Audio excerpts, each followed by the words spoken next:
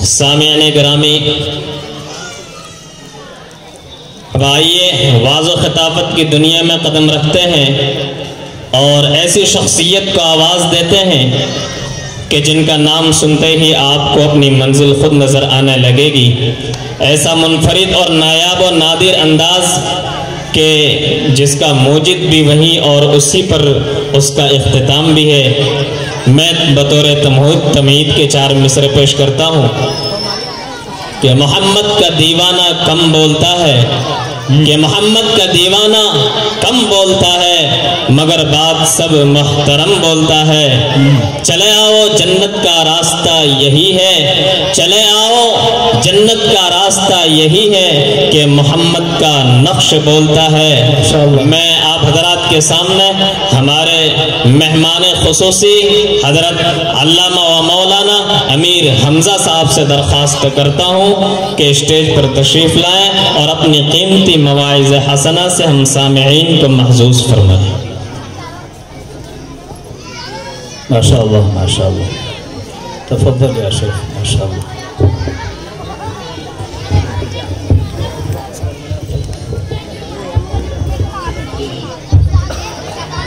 بچوں سے درخواست خاموش ہو جائیں،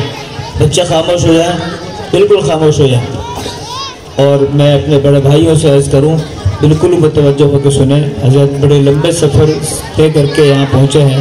ہمارے لیے وقت نکالا ہے، تشریف لائے ہیں۔ ہماری ذمہ داری بنتی ہے کہ ہم ان کی قدر کریں، اور ان کی قدر یہ ہے کہ ان کے مواعظ حسنہ کو بہت دھیان سے سنیں اور عمل کے نیت سے سنیں۔ بچے خاموش ہو جائیں ورنہ گھر بھیج دوں گا۔ خاموش ہو جائیں، گھر بھیجوں کہ ابھی اٹھا کے بیٹھ۔ شاباش، دیکھو یہی سناٹا مجھے بالکل بہت پسند ہے، آپ اسی طرح سے بیٹھے ہیں۔ ماشاءاللہ ماشاءاللہ۔ بسم اللہ الرحمن الرحیم، الحمد للہ رب العالمین، والصلاة والسلام على سید المرسلین وعلى آلہ واصحابہ اجمعین، اما بعد فاعوذ باللہ من الشیطان الرجیم، بسم اللہ الرحمن الرحیم۔ وَأْمُرْ أَهْلَكَ بِالصَّلَاةِ وَاصْطَبِرْ عَلَيْهَا۔ وقال الله تبارك وتعالى في موضع آخر يا أيها الذين آمنوا قوا أنفسكم وأهليكم نارا۔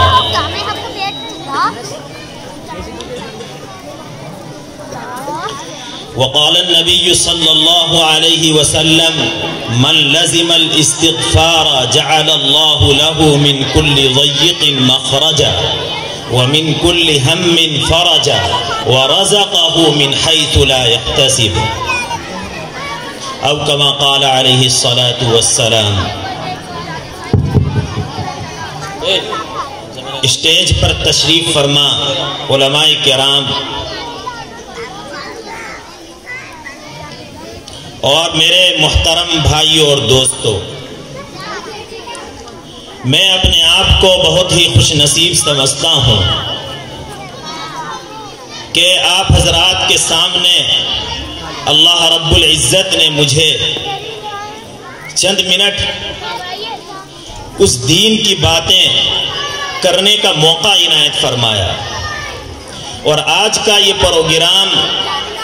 نہایت ہی اہمیت کا حامل ہے اور بڑا قیمتی پروگرام ہے۔ اس کی اہمیت کا اندازہ یوں بھی لگایا جا سکتا ہے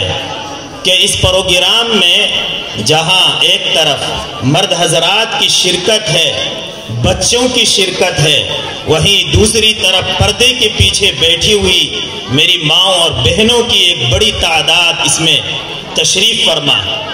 اور یقیناً وہ دین کی باتیں سننے کے لیے آئی ہے، سمجھنے کے لیے آئی ہے اور ان پر عمل کرنے کے لیے آئی ہے۔ یقیناً ان کے دلوں کے اندر دین کی باتوں کے سننے کا جذبہ، شوق ہے، تڑپ ہے۔ اللہ تعالیٰ جذبے کو قبول فرمائے۔ میرے محترم بھائیوں اور دوستوں، آج کا یہ پروگرام اس اعتبار سے بھی اہمیت کا حامل ہے کہ یہاں آپ مغرب کے بعد سے دیکھ رہے ہیں کہ چھوٹے چھوٹے معصوم بچوں نے اپنے پروگرام پیش کیے اور بہت سے حضرات نے ان کی حوصلہ افزائی فرمائی، اور ضرورت بھی ہے اس کی۔ یہ اس اعتبار سے بھی اہمیت کا حامل ہے کہ آپ لوگوں نے دیکھا کہ چھوٹے چھوٹے معصوم بچوں کے اندر دین کے سیکھنے کا کس قدر شوق ہے۔ میرے محترم بھائیوں اور دوستو، میں آج کے اس پروگرام میں اصلاح معاشرے پر چند منٹ گفتگو کروں گا۔ امید ہے کہ آپ حضرات میری بات کو توجہ سے سنیں گے اور عمل کی نیت سے سنیں گے۔ اللہ تعالیٰ مجھے صحیح بات کہنے کی توفیق عطا فرمائے اور ہم سبوں کو اس پر عمل کرنے کی توفیق مرحمت فرمائے۔ میرے محترم بھائیوں اور دوستو، آپ جانتے ہیں کہ آج کے اس پرفتن حالات میں، ماحول میں لوگوں کی اکثریت اور لوگوں کی ایک بڑی تعداد دین سے دور ہوتی جا رہی ہے، غفلت اور لاپرواہی برتی جا رہی ہے، اللہ اور اس کے رسول کے حکموں کو توڑا جا رہا ہے۔ جوں وقت گزرتا جا رہا ہے، یوں اللہ کی نافرمانی میں اور اس کے رسول کی نافرمانی میں اضافہ ہوتا جا رہا ہے۔ جو زمانہ بدل رہا ہے، اپنی تبدیلی لا رہا ہے، یوں محمد عربی صلی اللہ علیہ وسلم کے دین میں حملے ہوتے جا رہے ہیں اور اسے ختم کرنے کی یوں ہی کوششیں کی جا رہی ہے۔ میں یہ سمجھتا ہوں کاش کہ یہ تبدیلی، یہ انقلاب، یہ بدلاؤ کسی اچھی سمت کی جانب ہوتی، کسی اچھی جہت ہوتی تو آج ہماری قوم کے دن پھر چکے ہوتے، بدل چکے ہوتے، آج ہماری زندگیوں کے اندر ایک نئی تبدیلی آ چکی ہوتی۔ لیکن کاش کہ یہ تبدیلی اچھی سمت کی جانب نہیں ہے، اچھی جہت نہیں ہے، بلکہ اللہ اور اس کے رسول کے دین کی مخالفت کی جانب یہ تبدیلی بڑھتی جا رہی ہے۔ آج چھوٹے چھوٹے گناہ تو دور کی بات ہے، بڑے بڑے گناہوں کو دھڑلے کے ساتھ اور بڑی بے باکی کے ساتھ انجام دیا جا رہا ہے، اور چھوٹے چھوٹے گناہوں کو کچھ سمجھتے ہی نہیں ہیں، جبکہ اللہ کے نبی صلی اللہ علیہ وسلم نے حدیث کے اندر ارشاد فرمایا ایاکم ومحقرات الذنوب، کہ تم چھوٹے چھوٹے اور معمولی گناہوں سے بھی بچا کرو۔ میرے محترم بھائیوں اور دوستو، اگر ہم چھوٹے چھوٹے گناہوں سے نہیں بچیں گے بلکہ دھڑلے سے اور بڑی بے باکی سے اور بے خوف ہو کر اگر ہم ان گناہوں کو کرتے رہیں گے، اللہ کی نافرمانی کرتے رہیں گے، تو یاد رکھیے کہ یہ چھوٹا گناہ چھوٹا نہیں رہے گا بلکہ بڑا بن جائے گا۔ اور حدیث کے اندر ہے کہ معصیت سے بچا کرو، گناہوں سے بچا کرو، ورنہ یاد رکھو کہ اگر اللہ اور اس کے رسول کی معصیت اور نافرمانی سے نہیں بچو گے تو یاد رکھو کہ اللہ کی گرفت اور پکڑ آ سکتی ہے۔ میرے محترم بھائیوں اور دوستو، آپ اپنے پورے معاشرے کے اندر ایک تبدیلی دیکھ رہے ہیں، ایک بدلاؤ دیکھ رہے ہیں کہ جو زمانہ گزرتا جا رہا ہے، یوں حالات میں تبدیلی ہوتی جا رہی ہے اور دین اسلام پر یوں حملے ہوتے جا رہے ہیں۔ کل جن گھروں کے اندر، جن گلیوں کے اندر قرآن کریم کی آواز سنائی دیا کرتی تھی، تلاوت کی آواز آیا کرتی تھی، تلاوت کی آواز گونجا کرتی تھی، آج انہی گھروں سے فلمی نغمے اور گانے کی آوازیں سنائی دیتی ہے۔ کل جن گھروں میں اسلاف کے تذکرے اور بزرگوں کے واقعات پیش کیا جایا کرتے تھے، کل جن گھروں میں حدیث کی تعلیم دی جایا کرتی تھی، آج انہی گھروں میں باپ اور بیٹوں کے درمیان فلمی تبصرے ہوتے ہیں، گانے بجانے پر باتیں ہو رہی ہیں۔ کل جن گھروں میں نامحرم کی تصویروں کا داخلہ حرام تھا، ان کے چہروں کو دیکھنا حرام تھا، آج باپ بیٹوں اور بھائی بہنوں کے درمیان فلمی تبصرے ہو رہے ہیں، نیم برہنہ رقص و سرود اور ناچ دیکھتے ہیں اور بیٹھ کر خوش ہوتے ہیں اور اپنی زندگی پہ پورے طور پر مگر۔ کل جن گھروں کے اندر سود، رشوت، قمار بازی سے کوسوں دور رہا جاتا تھا، بہت زیادہ پرہیز کرتے تھے، شراب کے قریب بھی نہیں پھٹکتے تھے۔ آج انہی گھروں کے اندر نسلوں کی نسلیں سود اور رشوت سے پروان چڑھتی نظر آ رہی ہے۔ کل جن گھروں کے اندر عورتیں پردے کے ساتھ بازاروں کے اندر نکلتے ہوئے، باہر نکلتے ہوئے ہچکچا جاتی تھی، ان کی روحیں کانپ اڑتی تھی، آج وہی مسلم خواتین، آج وہی مسلم عورتیں بے نقاب ہو کر، بے حجاب ہو کر بازاروں میں برسر عام نظر آ رہی ہیں۔ ان کی شرم و حیا کا جنازہ نکل چکا ہے، ڈاکوؤں نے ان کی عزت پہ حملہ کر دیا ہے۔ میرے محترم بھائیوں اور دوستو، جس کی وجہ سے آج پورے معاشرے کے اندر بگاڑ ہے، فساد ہے، اور نت نئے فتنے روزانہ پیش آتے دکھائی دے رہے ہیں۔ اسی طرح غیر مسلموں کے ساتھ مسلم لڑکیوں کے بھاگنے کے واقعات کثرت سے پیش آ رہے ہیں۔ اس کی سب سے بڑی وجہ کیا ہے؟ اس کی وجہ یہ ہو سکتی ہے کہ آج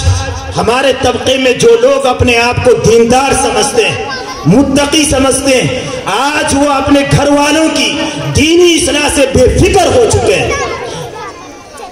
انہیں ذرا بھی ان کی کوئی فکر نہیں ہے، ان کی طرف کوئی توجہ نہیں ہے۔ آپ یاد رکھیے، آپ اپنے ماحول کا اور اطراف کے لوگوں کا جائزہ لے کر دیکھیے، آپ اپنے ارد گرد کے لوگوں کو پڑھ کر دیکھیے، آپ کو اندازہ ہوگا کہ ایک آدمی بڑا متقی پرہیزگار ہے، نماز روزے کا پابند ہے، اسی طرح سود سے، رشوت سے، قمار سے پورے طور پر پرہیز کرتا ہے، دینی معلومات رکھتا ہے، اور مزید دینی معلومات رکھنے کا وہ شوق بھی رکھتا ہے۔ اس کے باوجود آپ ان کے گھر کا جائزہ لے کر دیکھیے، ان کی اولاد کو آپ پڑھ کر دیکھیے، ان کے اطراف کے لوگوں کا آپ جائزہ لے کر دیکھیے، تو آپ کو معلوم ہوگا کہ ان کی اولاد کے اندر ذرا بھی دین کی کوئی صفت نہیں پائی جا رہی ہے، ان کی اولاد دینی صفت سے بالکل ہم آہنگ نہیں ہے، ان کی اولاد دینی رنگ میں بالکل رنگی ہوئی نہیں ہے۔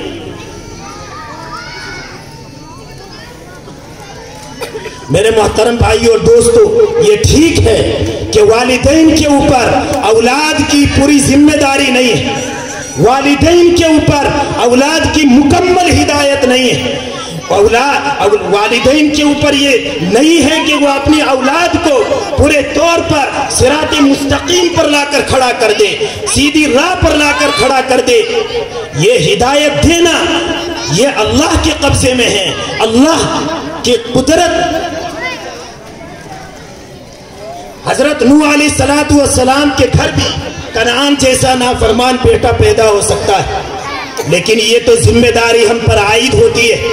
کہ ہم اپنی دینی تربیت کے ساتھ ساتھ، دینی اصلاح کے ساتھ ساتھ اپنی اولاد، اپنے گھر والے، عزیز و اقارب اور محلے کے لوگوں کے اوپر تو توجہ دے سکتے ہیں، انہیں دینی راہ پر لانے کی کوششیں تو کر سکتے ہیں، انہیں سیدھی راہ پر لانے کے لیے محنتیں تو کر سکتے ہیں۔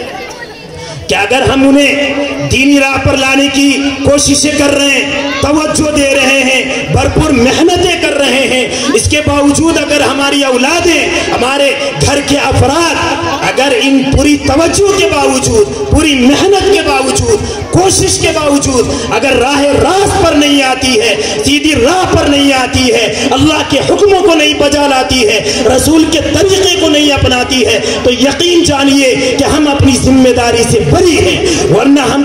ہم کو اپنے آپ کی ذمہ داری سے بری سمجھنے کا کوئی حق نہیں ہے۔ کل قیامت کے دن اللہ کے سامنے جواب دینا ہوگا۔ میرے محترم بھائیوں اور دوستو، حضرت نوح علیہ السلام کا نافرمان لڑکا کنعان آخر دم تک راہ راست پر نہ آ سکا۔ آپ جانتے ہیں، سیدھی راہ پر نہ آ سکا، اللہ اور اس کے رسول کے حکموں کو نہیں مانا، اللہ اور اس کے رسول کے فرمان کو سینے سے نہیں لگایا، لیکن نوح علیہ السلام نے اپنے لخت جگر کے لیے، اپنے دل کے ٹکڑے کے لیے کتنی جتن کی، کتنے پاپڑ بیلے، کتنی محنتیں کی، کتنے خون کے گھونٹ پیے، کیسی کیسی مشقتیں، پریشانیاں اٹھائی کہ کسی طرح میری یہ اولاد سیدھی راہ پر آ جائے، جنت کے راستے پر میری یہ اولاد چلنے والی بن جائے۔ اور آخر میں یہ بھی کہا یا بنی ارکب معنا ولا تکن مع الکافرین، کہ میرے بیٹے تم میرے ساتھ کشتی میں سوار ہو جا، کافروں کے ساتھ نہ رہے، یقیناً تو کامیاب ہو جائے گا۔ لیکن بیٹے کی طرف سے یہ جواب آتا ہے ساوی الی جبل یعصمنی من الماء، کہ نافرمان بیٹے نے کوشش و محنت کے باوجود، مشقت کے باوجود راہ راست پر نہ آ سکا، ہدایت کے بجائے، سیدھی راہ کو اپنانے کے بجائے، صراط مستقیم پر اپنانے کے بجائے گمراہ ہی کو اپنایا۔ لیکن نوح علیہ السلام تو اپنی ذمہ داری سے بری تو ہو گئے۔ یقین جانیے کہ ہمارے اوپر اپنی تربیت کے ساتھ ساتھ، اپنے آپ کو دینی رنگ میں رنگنے کے ساتھ ساتھ، اپنے آپ کو حاجی نمازی بنانے کے ساتھ ساتھ، اپنے آپ کو قرآن صحیح پڑھنے کے ساتھ ساتھ یہ بھی ضروری ہے کہ ہم اپنی اولاد کو بھی دینی رنگ میں رنگے، انہیں دینی تربیت دیں، ان کی اصلاح کی فکر ہمارے اوپر۔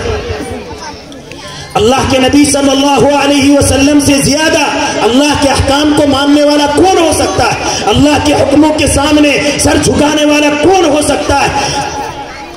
لیکن جب اللہ تبارک و تعالی نے محمد عربی صلی اللہ علیہ وسلم کو نبوت سے سرفراز فرمایا تو سب سے پہلا یہ حکم دیا وَأَنذِرْ عَشِيرَتَكَ الْأَقْرَبِينَ، کہ آپ اپنے قریبی رشتہ داروں کو عذاب الہی سے ڈرائیے، اللہ کی گرفت سے ڈرائیے، اللہ کی پکڑ سے ڈرائیے۔ چنانچہ محمد عربی صلی اللہ علیہ وسلم نے اپنے پورے خاندان کو ایک دسترخوان پہ جمع فرمایا، اور جمع فرمانے کھانے کے بعد ایک مؤثر خطبہ دیا، شاندار خطبہ دیا، جس میں یہ کہا یا فاطمہ بنت محمد، اخیر تک لا املک لکم من اللہ شیئا، میں تمہارے حق میں اللہ کے بارے میں کسی چیز کا اختیار نہیں رکھتا، سلونی عما شئتم، کہ تم میرے مال میں سے جتنا چاہو مانگ لو، جس قدر چاہو لے لو، اور اسی طرح میں عرب کا کوئی ایسا نوجوان نہیں پاتا کہ جو اس سے بہتر چیز تمہارے پاس لے کر آیا ہو جو میں تمہارے پاس لے کر آیا ہوں، میں تمہارے پاس دنیا اور آخرت کی بھلائی لے کر آیا ہوں، اور اللہ نے مجھے یہ حکم دیا ہے کہ تم اس بھلائی کو قبول کرو، اس دعوت کو قبول کرو، اللہ کے حکموں کو مانو، یقیناً تم کامیاب ہو جاؤ گے۔ حضور نے اللہ کے اس پیغام کے بعد اپنے پورے خاندان کے لوگوں کو یہ پیغام سنایا، یہ دینی حکم سنایا، اللہ کا یہ پیغام سنایا، اور یہ کہا کہ دنیا اور آخرت کی بھلائی اسی کے اندر۔ میرے محترم بھائیوں اور دوستو،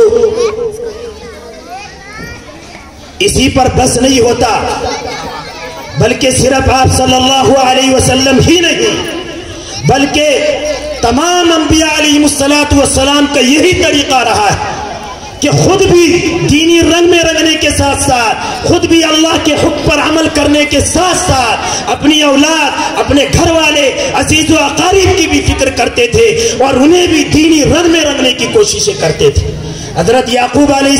السلام نے اپنی وفات سے پہلے اپنی اولاد کو جمع فرمایا اور ان کے سامنے یہ پیغام سنایا۔ چنانچہ قرآن کریم نے اس کی یوں منظر کشی کی ہے، اذ قال لبنیہ ما تعبدون من بعدی قالوا نعبد الہک و الہ آبائک ابراہیم و اسماعیل اسحاق الہا واحدا۔ حضرت یعقوب علیہ السلام نے سب کو جمع فرمایا، اپنی اولاد کو، اور یہ کہا کہ تم بتلاؤ کہ میرے انتقال کے بعد میرے قبر میں سو جانے کے بعد، لیٹ جانے کے بعد تم کس کی عبادت کرو گے، کس کے سامنے اپنی پیشانی جھکاؤ گے، کس کی پرستش کرو گے؟ سب نے ایک زبان ہو کر کہا کہ ہم اس اللہ کو مانیں گے جس کے آپ اور آپ کے آباء و اجداد مانتے تھے، یعنی اللہ رب العزت کی عبادت کریں گے، انہی کا کہنا مانیں گے، ان کے رسول کے طریقے پر چلیں گے۔ اسی طرح حضرت ابراہیم علیہ السلام نے دعا فرمائی، رب اجعلنی مقیم الصلاۃ ومن ذریتی ربنا وتقبل دعا، یا اللہ مجھے بھی نماز پڑھنے کی توفیق دے اور میری اولاد کو بھی اس کی پابند بنا۔ میرے محترم بھائیو اور دوستو، انبیاء علیہ السلام سے دو نہیں بلکہ دسیوں دعائیں منقول ہیں کہ آپ نے اپنی تربیت کے ساتھ ساتھ اپنے آپ کو راہ راست پر لانے کے ساتھ ساتھ اپنی اولاد اور اپنے گھر والوں کی بھی فکر کی ہے۔ اسی طرح اللہ رب العزت نے اور خود قرآن کریم نے یہ کہا کہ یاد رکھو کہ تمہارے ذمے صرف یہ نہیں ہے کہ تم صرف نماز روزے کرنے والے بن جاؤ، نمازیں پڑھنے والے بن جاؤ، اپنے آپ کو سیدھی راہ پر چلانے والے بن جاؤ، بلکہ تمہارے اوپر ذمہ داری ہے کہ اپنے آپ کو دینی رنگ میں رنگنے کے ساتھ ساتھ اپنی اولاد کو بھی دینی تعلیم دو، انہیں اللہ اور اس کے رسول کے بارے میں بتلاؤ، انہیں سکھاؤ، قرآن کریم کی انہیں تعلیم دو۔ قرآن کہتا ہے یا ایھا الذین آمنوا قوا انفسکم واہلیکم نارا، کہ ایمان والو اپنے آپ کو اور اپنے گھر والوں کو جہنم کی آگ سے بچاؤ، اللہ کی پکڑ سے بچاؤ، اللہ کی گرفت سے بچاؤ۔ اسی طرح آگے قرآن کہتا ہے وَأْمُرْ أَهْلَكَ بِالصَّلَاةِ وَاصْطَبِرْ عَلَيْهَا، کہ نبی صلی اللہ علیہ وسلم آپ خود بھی نماز کی پابندی کیجئے اور اپنے گھر والوں کو بھی نماز کا حکم کریے۔ خود اللہ کے نبی صلی اللہ علیہ وسلم کو یہ حکم دیا جا رہا ہے۔ میرے محترم بھائیوں اور دوستو، یہ سوچنے کی بات ہے، سمجھنے کی بات ہے۔ آج اصلاح معاشرے کے اوپر، معاشرے میں پھیلی ہوئی برائیوں کی روک تھام کے لیے، برائیوں کو جڑ سے ختم کرنے کے لیے کتنی کوششیں ہو رہی ہیں، کتنی مشقتیں اٹھائی جا رہی ہیں، جگہ جگہ جلسے جلوس ہو رہے ہیں۔ اگر ہم اس بات کی طرف توجہ دے دیں کہ اپنی اصلاح کے ساتھ ساتھ، اپنی تربیت کے ساتھ ساتھ اگر اپنے گھر والے، اپنی اولاد کی فکر لے لیں تو یقین جانیے قوم کا ایک بڑا طبقہ سدھر جائے گا اور دینی راہ راست پر آ جائے گا۔ بعض آدمی یہ کہتے ہیں کہ ہم نے اپنی اولاد کو دینی رنگ میں رنگنے کی بڑی کوششیں کی ہیں، بڑی مشقتیں اٹھائی ہیں، بڑی پریشانیاں جھیلی ہیں، لیکن ماحول ایسا چل پڑا ہے، ارے ہوا ایسی چل پڑی ہے کہ ان کے اوپر وعظ و نصیحت کا کوئی اثر نہیں ہوتا، تقریر کا کوئی اثر نہیں ہوتا، اولادیں ہماری بات نہیں مانتی ہیں، گھر والے ہماری بات نہیں مانتے، اسی طرح محلے کے لوگ ہماری بات نہیں مانتے۔ یہ شیطانی دھوکہ ہے، یاد رکھیے کہ یہ شیطانی چال کے سوا، یہ شیطانی فکر اور سوچ کے سوا کوئی بات نہیں ہے۔ آپ مجھے یہ بتلائیے، اگر آپ کی کوئی اولاد نعوذ باللہ جسمانی تکلیف میں مبتلا ہو جائے، نعوذ باللہ خدا نہ کرے کوئی بڑی مصیبت میں گرفتار ہو جائے، بڑی مصیبت اسے لاحق ہو جائے، تو آپ کے دل کے اندر، اسی طرح اس کا کوئی عضو آگ میں جل جائے تو آپ کے دل کے اندر کتنی تڑپ پیدا ہوتی ہے،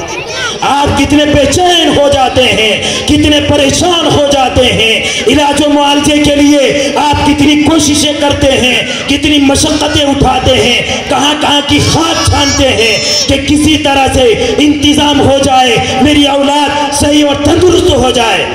کیا آپ اپنی اولاد کو بیکار پھرتے ہوئے، غلط ماحول میں ڈھلتے ہوئے اور اسی طرح معاصی اور فحاشی اور یانیت میں مبتلا دیکھ کر، اسی طرح دینی راہ سے ہٹتے ہوئے، صراط مستقیم سے ہٹتے ہوئے، انہیں نماز چھوڑتے ہوئے، روزہ چھوڑتے ہوئے، کیا تمہارے دلوں کے اندر اتنی تڑپ پیدا ہوتی ہے؟ کیا ہمارے دلوں کے اندر اتنی بے چینی پیدا ہوتی ہے کیا ہم اپنے دلوں کے اندر اس قدر کڑن محسوس کرتے ہیں کہ میری اولاد نمازیں چھوڑ رہی ہے، میری اولاد دینی راہ سے ہٹ چکی ہے، میری اولاد قرآن نہیں سیکھ رہی ہے؟ کیا ہمارے دلوں کے اندر یہ جذبہ پیدا ہوا؟ کیا ہم نے کبھی اپنی اولاد کے سلسلے میں یہ بات سوچی؟ اگر ہم اسی طرح اپنی اولاد کے سلسلے میں، اپنے گھر والوں کے سلسلے میں، اپنے رشتہ دار کے سلسلے میں اگر اسی طرح سوچ رہے ہیں جس طرح ہم جسمانی تکلیف کو دیکھ کر تڑپ جاتے ہیں، بے چین ہو جاتے ہیں، اسی طرح اگر ہم بے دینی کے ماحول میں اپنی اولاد کو دیکھ کر اگر بے چین ہو جاتے ہیں تو یقین جانیے کہ ہم اپنی ذمہ داری سے بری ہیں، ورنہ اپنے آپ کو اپنی ذمہ داری سے بری سمجھنے کا کوئی حق نہیں ہے۔ قیامت کے دن اللہ کے سامنے جواب دینا ہوگا، اللہ کے سامنے پیشی ہوگی، کیا جواب دیں گے؟ سوال یہ ہوتا ہے کیا آپ اپنی اولاد کی آرام و راحت کے لیے، انہیں فائدہ پہنچانے کے لیے ہر طرح سے کوششیں کرتے ہیں؟ آپ بے چین ہو جاتے ہیں۔ اسی طرح اگر آپ اپنی چھوٹی اولاد کے سامنے آگ کے انگارے کو دیکھ لے، آگ کے شعلے کو دیکھ لے، اس کے ہاتھ میں بندوق کو دیکھ لے تو آپ بے چین ہو جاتے ہیں۔ اولاد کے رونے چلانے کی فکر کیے بغیر آپ اس کے ہاتھ سے وہ تکلیف دینے والی چیز چھین لیتے ہیں، آگ کے انگارے کو دیکھ کر اولاد کو وہاں سے ہٹا لیتے ہیں۔ لیکن یہ کیا بات ہے کہ آپ کی اولاد جہنم کے سامنے کھڑی ہے، جہنم کے دہانے پہ کھڑی ہے، لیکن آپ کے دلوں کے اندر وہ جذبہ پیدا نہیں ہوتا، وہ شوق پیدا نہیں ہوتا کہ آپ اپنی اولاد کو جہنم کی آگ سے بچا لیں، آپ اپنی اولاد کو جہنم کے شعلے سے ہٹا لیں، آپ اپنی اولاد کو جہنم میں گرتے ہوئے بچا لیں۔ آپ دنیا کے اندر یہ تو فکر ہو رہی ہے، لیکن اخروی اعتبار سے جو اولاد جہنم کے گڑھے کے اندر گر رہی ہے، بربادی کے آخری سرے پہ کھڑی ہے، ہم ان کے لیے کس طرح سے کوشش کر رہے ہیں؟ اللہ اللہ اللہ اللہ اللہ اللہ اللہ۔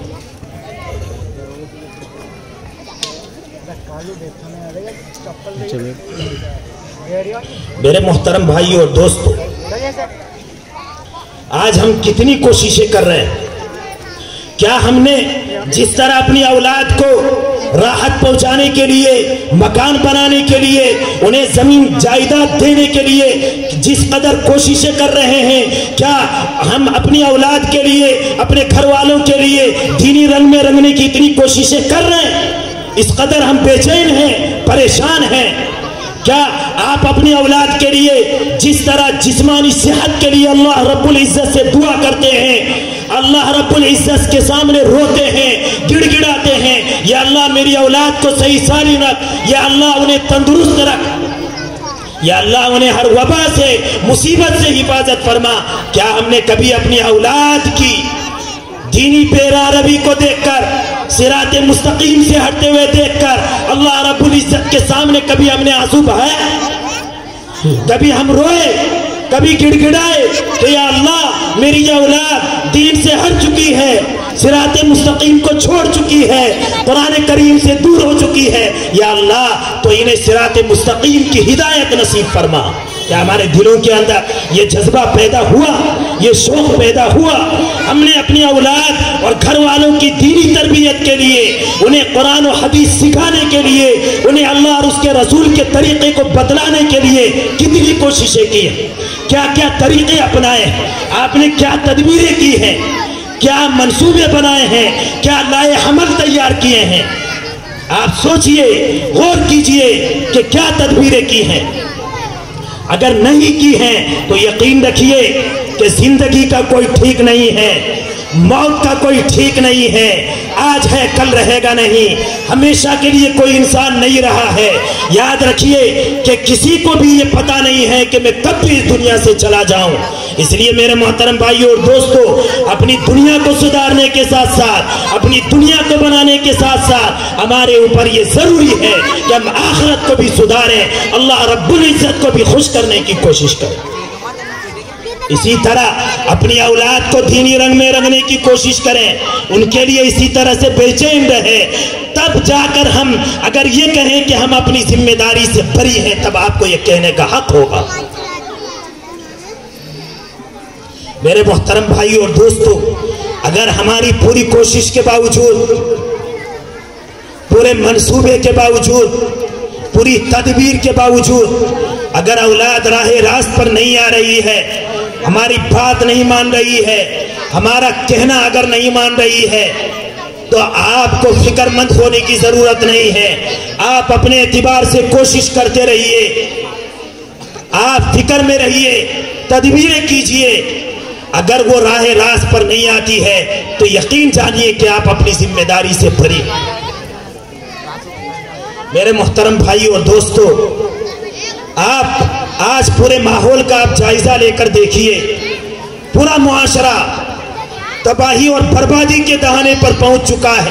پردے کے پیچھے میری ماں اور بہنیں میری یہ بات سن رہی ہے، میں ان سے بھی کہنا چاہتا ہوں کہ آج ہمارے پورے ماحول میں، عورتوں کے ماحول میں، مردوں کے ماحول میں بے دینی پھیلتی جا رہی ہے، برائیوں کا ایک سیلاب نظر آ رہا ہے جو رکنے کا نام نہیں لے رہا ہے۔ طرح طرح کی برائیاں دن بدن اور روز بروز اس میں اضافہ ہوتا جا رہا ہے۔ میرے محترم بھائیوں اور دوستو، اسی طرح عورتوں کی بھی بے دینی پھیلتی جا رہی ہے، بازاروں کے اندر بے پردگی عام ہے۔ اسی طرح نئے نئے فیشن کے کپڑے، ڈیزائن والے کپڑے پہن کر بے پردگی کے ساتھ آج ہمیں بازار جانے کا شوق ہے، وہاں بے پردگی ہو رہی ہے، دوسرے لوگ ہمارے چہروں کو دیکھ رہے ہیں، ہماری عزت سے کھیلنا چاہ رہے ہیں، ہمیں ذرا بھی اس کے اوپر شرم محسوس نہیں ہو رہی ہے۔ آج ہمیں پکنک میں گھومنے کا شوق ہے، پوری توجہ ہمارے اوپر، ہمارے اسی طرف ہے۔ یقین جانیے اسی وجہ سے پورے معاشرے کے اندر برائیوں کی آگ لگی ہوئی ہے۔ اس آگ کو ہم کس طرح سے بجھائیں، اس کے لیے آج ہم سوچیں، غور و فکر کریں، تدبیریں کریں۔ اس جلسے سے اٹھ کر اپنے دل کے اندر یہ بات طے کریں کہ یقیناً ہم اس کے لیے ایک منصوبہ بنائیں گے، ایک تدبیر سوچیں گے، ایک لائحہ عمل تیار کریں گے اور اس کے اعتبار سے اپنے ماحول اور معاشرے کو درست کرنے کی کوشش کریں گے۔ میں اپنی ماں اور بہنوں سے بھی کہنا چاہتا ہوں کہ اللہ رب العزت نے آپ حضرات کو بھی بڑا قیمتی بنایا، ذرا سی باتوں پہ بڑا اجر و ثواب رکھا ہے، بڑا انعام رکھا ہے، بغیر ارادے کے بھی اللہ نے آپ حضرات کے لیے انعام اور ثواب رکھا ہے۔ لیکن آج جو ہم بیراروی کی طرف جا رہے ہیں، بددینی ہمارے اندر پھیلتی جا رہی ہے، کیا ہم نے کبھی اس کے اوپر سوچا، کبھی غور کیا؟ آپ پہلے زمانے کی اور اس سے پہلے کی عورتوں کا آپ جائزہ لیجئے، انہوں نے دین کی خاطر کیسی قربانیاں پیش کی ہیں، کیسے مجاہدے کیے ہیں، کتنی مشقتیں برداشت کی ہیں، کتنی تکلیفیں اٹھائی ہیں، ارے اپنی اولاد کو اللہ کی راہ میں قربان کر دیا ہے۔ ایسی عورتیں بھی تاریخ میں ملتی ہیں جنہوں نے دینی رنگ میں رنگنے کے لیے اپنے آپ کو اور اپنی اولاد کو قربان کر دیا، اللہ کے حکم کے تابع کر دیا۔ بہت سی مثالیں تاریخ کی کتابوں میں ملتی ہیں۔ حضرت سیدہ ہاجرہ رضی اللہ تعالیٰ عنہ کے بارے میں آپ بقرعید کے موقع پہ سنتے رہتے ہیں، کتنی قربانیاں ہیں، کتنی مشقتیں اٹھائی ہیں۔ حضرت ابراہیم علیہ السلام کو یہ حکم ہوا کہ آپ اپنی اہلیہ اور آپ اپنے ننھے معصوم بچے کو پلا جنگل میں چھوڑ آئے۔ فوراً حضرت ابراہیم علیہ السلام اللہ کے حکم کو بجا لاتے ہوئے فوراً جنگل کی طرف چلے گئے۔ جہاں جانے کا حکم تھا وہاں نہ کوئی انسان تھا، نہ چرند پرند، کوئی بھی چیز نہیں تھی۔ جب وہاں اپنی بیوی اور بچے کو چھوڑ دیا تو جب وہاں سے رخصت ہونے لگے، بیوی کہنے لگی کہ آپ ہمیں اس جنگل میں جہاں کوئی انسان نہیں ہے، کوئی چرند پرند نہیں ہے، آپ ہمیں چھوڑ کے کہاں جا رہے ہیں؟ کیا بیوی نے یہ کہا مجھے بتلائیے کیا اللہ کا یہ حکم ہے؟ حضرت ابراہیم علیہ السلام نے فرمایا ہاں اللہ کا حکم ہے. فوراً رک گئی اور بہت خوش ہوئی کہ اگر اللہ کا حکم ہے تو میں اپنے آپ کو قربان کرنے کے لیے تیار، اللہ کے حکموں کو سینے سے لگانے کے لیے تیار ہوں. بے چین ہوئی اور انہوں نے کہا کہ جس اللہ نے مجھے یہاں ٹھہرنے کا حکم دیا ہے یقیناً وہ اللہ مجھے ہرگز ضائع نہیں کرے گا. اسی پر بس نہیں، یہ لمبا واقعہ ہے تاریخ کی کتابوں میں. اسی طرح حدیث میں حضرت سیدہ خدیجہ الکبریٰ رضی اللہ تعالیٰ عنہ کا بھی تذکرہ آتا ہے کہ جب اس پرفتن ماحول میں کہ جب لوگ دین سے دور ہو چکے تھے، قتل و غارت گری کا بازار عام تھا، لوگ ایک دوسرے کے خون کے پیاسے تھے،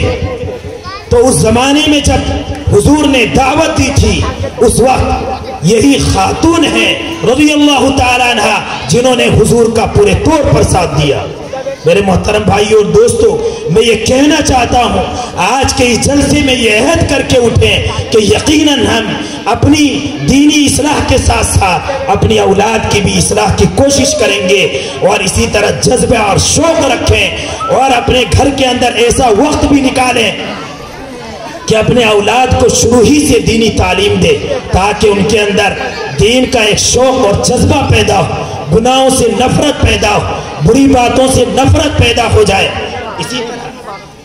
ساتھ ساتھ آپ اپنے گھر کے اندر ایک وقت بھی نکالیے جس میں دینی کتابیں پڑھی جائے. گھر کی عورتیں اور چھوٹے معصوم بچے دینی کتاب سننے کے لیے بیٹھیں تاکہ شروع ہی سے ان کے اندر دلوں کی بات ان کے سینے میں جم جائے اور اس طرح سے برائیوں سے بچ جائے. میں انہی چند باتوں پر اپنی تقریر ختم کرتا ہوں. وآخر دعوانا الحمدللہ.